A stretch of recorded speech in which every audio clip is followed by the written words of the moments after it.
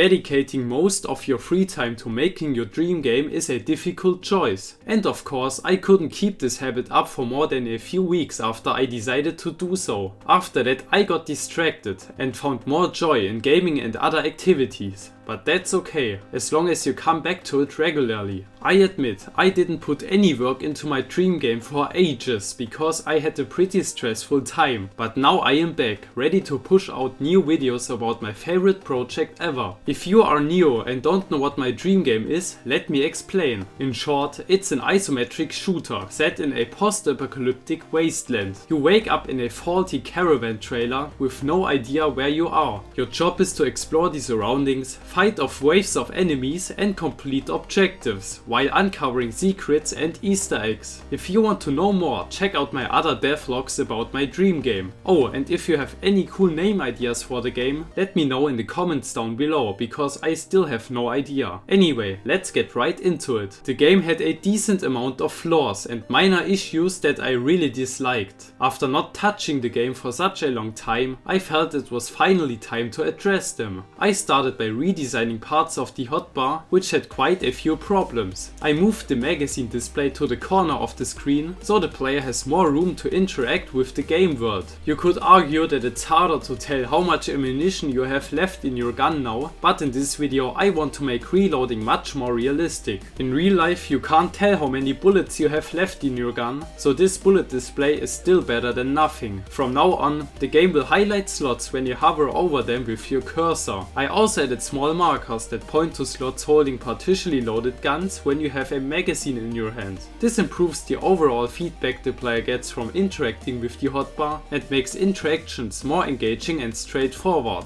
If you want to test this game or other projects I'm working on, join my Discord server and become a game tester. The link is in the description. Now let's improve the reloading system. Right now you can grab a magazine, click on the gun you want to reload, and the gun will slowly be refilled with bullets. This is not realistic at all. It could work with guns that don't use magazines, like revolvers, but it simply doesn't make sense with pistols or MGs. So I added a new item, the bullet bag. It functions similarly to magazines, allowing you to reload your guns. However, you can only use magazines to reload MGs, rifles and pistols, while guns like revolvers and shotguns must be reloaded using bullet bags.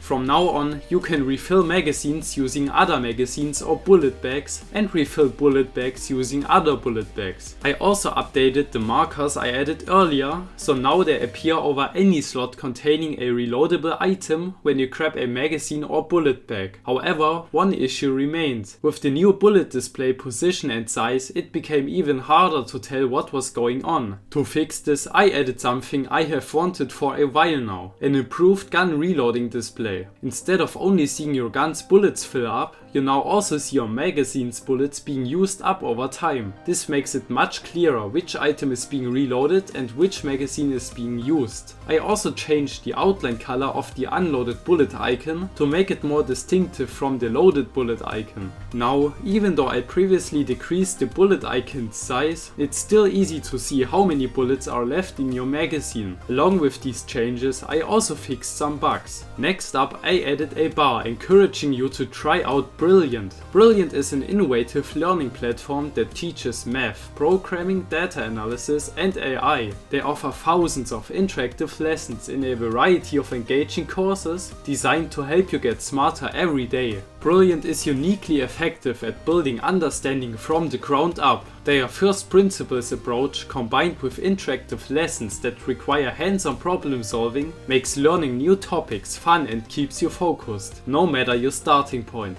Brilliant even includes competitive features and daily encouragement to ensure you never lose interest and stay on track. You can use Brilliant anytime and anywhere. Even if you don't have access to a PC, you can use the Brilliant app to continue your lessons and improve your skills. It's super easy to use and learning remains just as interactive and fun. If you want to get into programming or want to improve, I highly recommend checking out Brilliant's newly updated programming courses. You will build timeless problem solving skills, learn to think like a programmer and get familiar with Python, allowing you to create your own programs and even games in no time. If you are curious and want to try everything Brilliant has to offer for free for 30 days, plus plus get a 20% discount off an annual premium subscription, visit brilliant.org/flukydev. You can find the link in the description or by scanning the QR code on screen. Make sure to check it out, because sponsorships like this really support me and my channel. Alright, what the bar I added actually does is display the amount of time remaining until you can shoot again. This is a small and unnecessary feature, but I thought it was a nice addition. It especially helps new or unexperienced players understand why their gun isn't firing even when they spam their mouse button. The bar turns red when you click but can't shoot yet, or when you have run out of bullets. I like this feature so much that I also added it to the reload display. The arrow in the middle now acts as a progress bar, and a new bullet is loaded every time it fills up completely. I was really satisfied with the new look. However, the new design still has a minor issue. Check out how it looks when you reload a gun using a magazine instead of manually loading bullets. Yep, it still looks like the bullets are being loaded one by one, just very quickly. I want to make it look like the magazine is being swapped, but I'm not sure how to display this properly. If you have any suggestions on how to improve this design, or any other cool feedback or ideas for the game, please let me know in the comments. Now that we have improved reloading, hotbar feedback and many other things, I wanted to focus on the gameplay loop.